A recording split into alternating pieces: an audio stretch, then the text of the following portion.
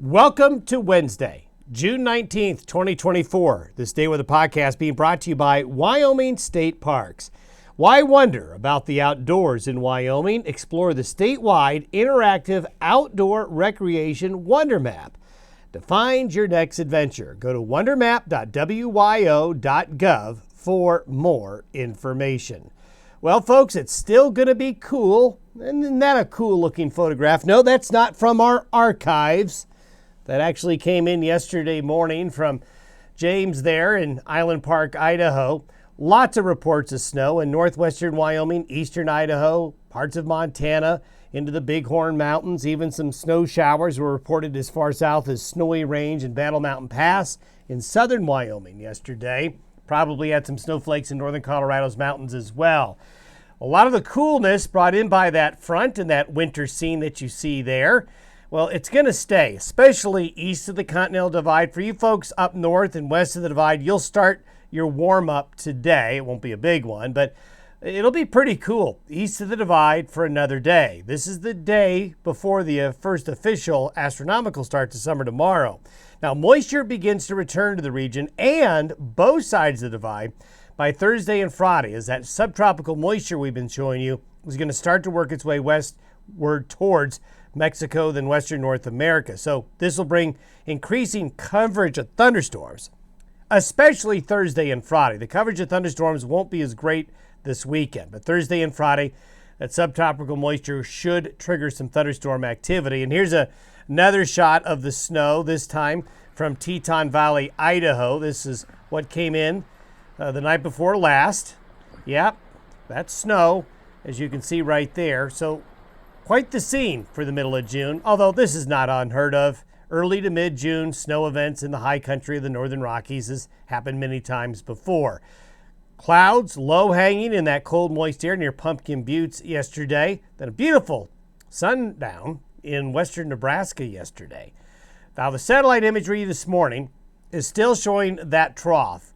That mid and high level cloudiness right here is hanging back into Utah. Showers and thunderstorms late yesterday and last night out ahead of that trough across the nation's midsection. Gulf of Mexico moisture being brought into the Great Lakes region. High humidity air coming on in with that, helping to build that East Coast heat. Temperatures and conditions across the nation. As we showed you yesterday, huge contrast.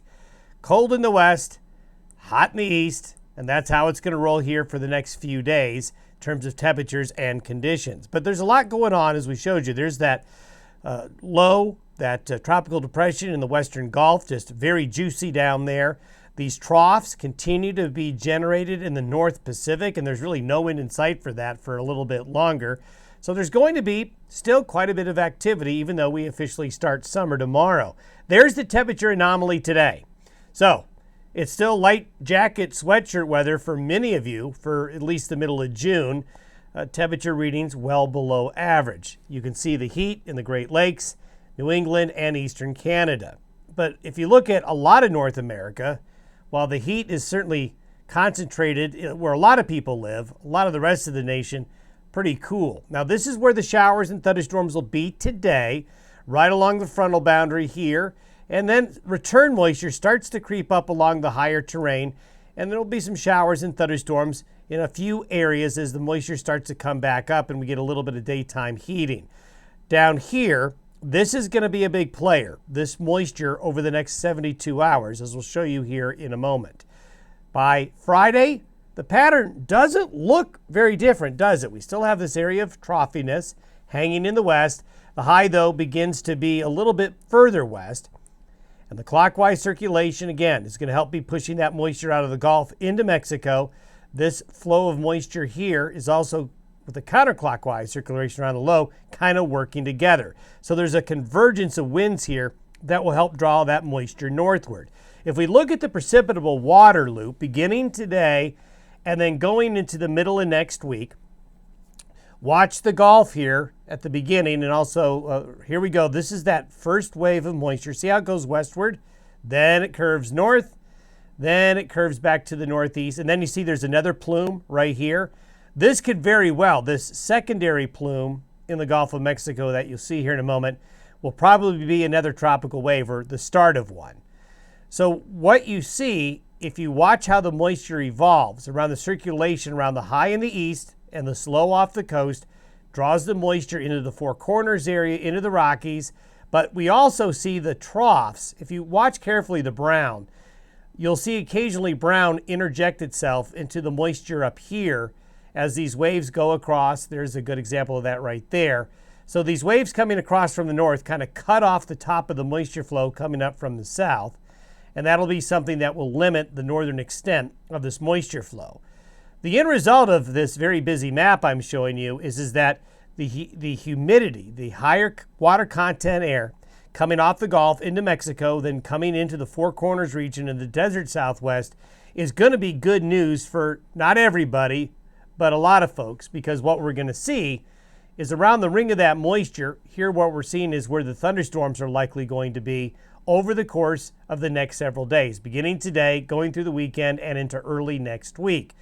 Notice, if you look at the Four Corners area, the western slope, we're finally getting some shower and thunderstorm activity going.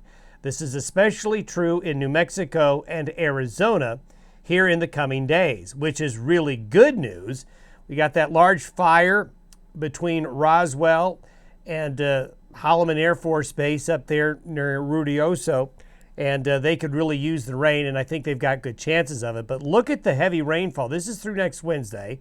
Look at the heavy rainfall potential in southwest Colorado, northern New Mexico, and then we're getting showers and thunderstorms back into Arizona, the mountains and the western slope of Colorado, and back into Utah and even into the Great Basin. Now, the models don't do really well in terms of showing where all the rain potential could be in these thunderstorms, just because thunderstorms are kind of like herding cats sometimes in terms of where the best moisture will be. But certainly you can see the concentration of the heavy moisture in Mexico, far south Texas, and the Gulf Coast of Texas. Very wet conditions are going to be here persistently in the northern plains and the northwest Corn Belt, while the eastern and central Corn Belt is going to be significantly drier. So we're hoping that maybe this will be bridged, this area that's quite dry in southeastern Wyoming and western Nebraska. With some of these showers and thunderstorms, we'll just have to see. So good news for West Slope, Four Corners area, Arizona, New Mexico, western Colorado, southern Utah. It looks like you're finally going to get some rain chances here over the next 7 days. And if we focus in a little bit between now and Wednesday, you can see where New Mexico, Arizona, southwest Colorado, you could see some heavy rains with some of these showers and thunderstorms. Now let's look at temperatures. So this is for tomorrow. Still some coolness across the northern plains and northern Rockies. You can see the heat here in the east. If you look over time, you'll see it will warm up just about everywhere. This is Friday.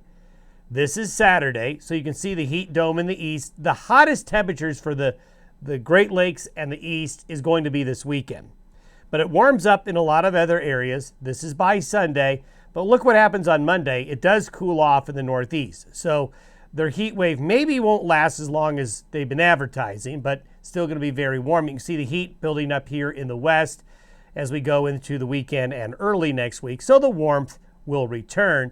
This is by this upcoming Sunday. The high is further west. We've got the trough that's moving through the region right now, bringing that cooler weather by late in the weekend and early next week to the northeast. And we'll see whether or not we get another plume of moisture coming up in mid to late next week. We'll just have to keep an eye on that for you. Have yourself a good Wednesday. We'll see you tomorrow.